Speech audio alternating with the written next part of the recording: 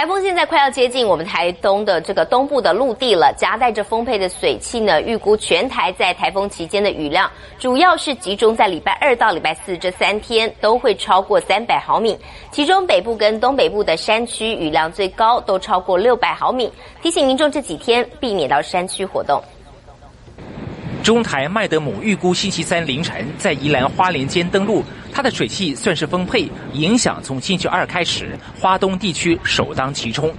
根据民间气象公司的预估，宜兰花莲山区会有700到1000毫米的雨量，大台北山区600到800毫米，桃竹苗山区600到900毫米，嘉义山区500到800毫米的雨量，屏东山区也会有500到800毫米的雨量。星期3是台风影响最剧烈的时间。在明天台风逐渐通过台湾的过程当中，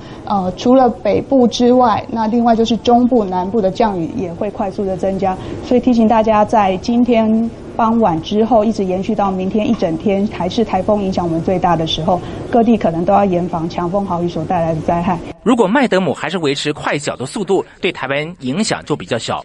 这样子大概是一般它的雨量大概是还好，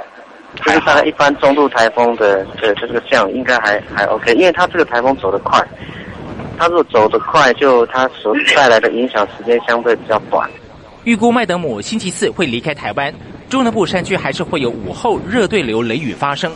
太平洋附近还有一个热带低气压，有发展成为台风的可能，下周会靠近台湾。